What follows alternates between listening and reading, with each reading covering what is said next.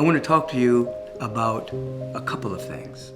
One, in the context of your growth, development, and unfoldment that you're participating in, that you're generating a field around, I want you to understand about Kensho, and I want you to understand about Satori. There are moments in which we are little by little by little eradicating the filters, the obstructions, the hindrances against us seeing what life really is, seeing reality. Reality with a capital R. Sometimes it seems like it's taking a long time. That's called Kensho. In other words, there's a deliberate letting go of the filters, deliberate letting go of that that is hindering us from fully participating in life. And then there's something called Satori.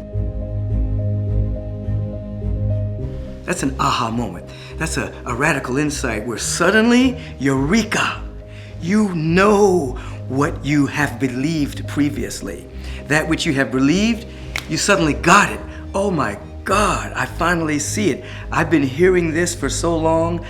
I now know it, I now feel it, I now see it.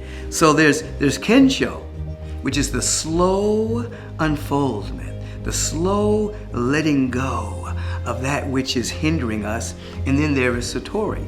Now all of us go back and forth between the two. You may be participating in your spiritual growth, development, and unfoldment.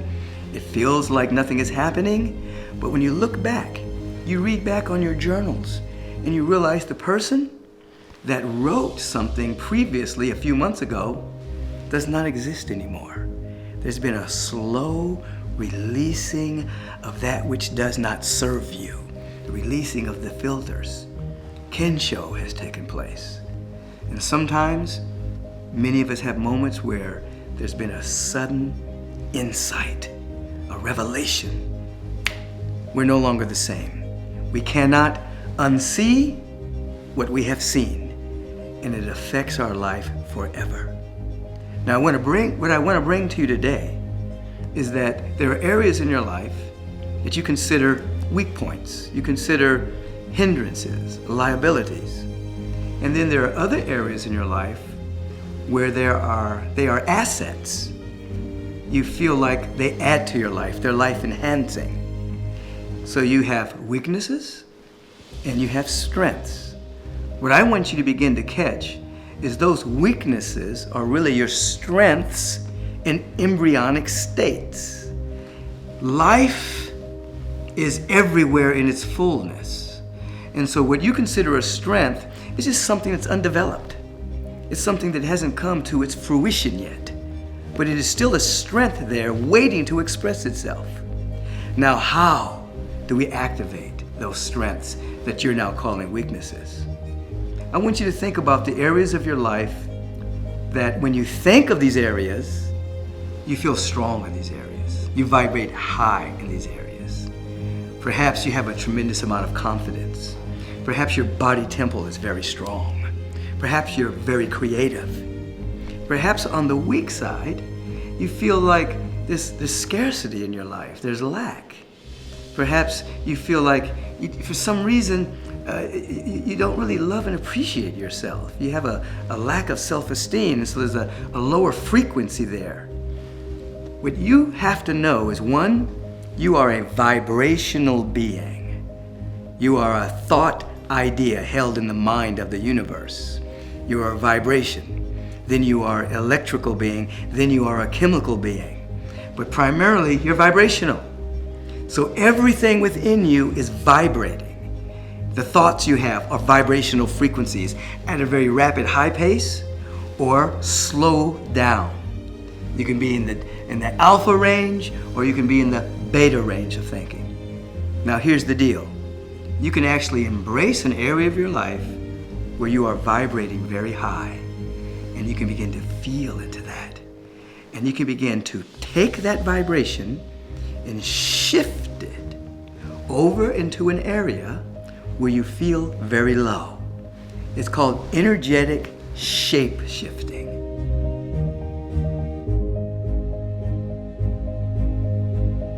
So you can take, perhaps you feel confident, perhaps you feel very creative. How do you feel when you think about that? There's an expansion. And then when you think about an area where you're weak, there's a contraction. But you can take the area where you're strong and mentally begin to see that vibration going into the area of seeming weakness and begin to feel the expansion. So you're actually activating the strength that's already there, but it's in its incipiency, its embryonic state. It's not quite developed. And you can begin to feel strong where there's an apparent weakness. Let's do it right now. Close your eyes. I'm going to guide you. Put your attention on an area of strength in your life and feel the expansion when you think about that area of your life. Just place your attention there. Take a deep breath. Release the sound of ah. Ah. And feel the expansion when you consider the area of strength. Now, as you're considering the area of strength, mentally shape-shift that vibration into the seeming area of weakness. Do not allow yourself to contract. Take a breath. Deep breath. Release the sound of ah. Ah. And place that vibration right where that area of weakness is.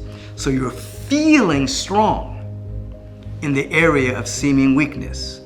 You are a vibrational being. So the vibration of strength is now invading the seeming area of contraction. And since you are a feeling vibrational being, we are activating the strength in what appears to be weakness. Now, take another breath, deep breath. Feel the vibration of expansion. Feel yourself strong in that area. And right now, allow for a mental picture to come into your mind as to what you look like on strength, and what you look like vibrating high. Just a little mental picture. So you have the mental picture, you have the feeling, and you have the technology. I want you to practice that. And you will either have Kensho, a slow removal of limiting filters, or you'll have a Eureka, Satori experience. Oh, I see myself as I really am. I want you to go for it. I want you to feel into it. You are a vibrational, feeling being. You have dominion over your own awareness. And you are here to set yourself free, or to set yourself on fire. And the world will come watch you burn.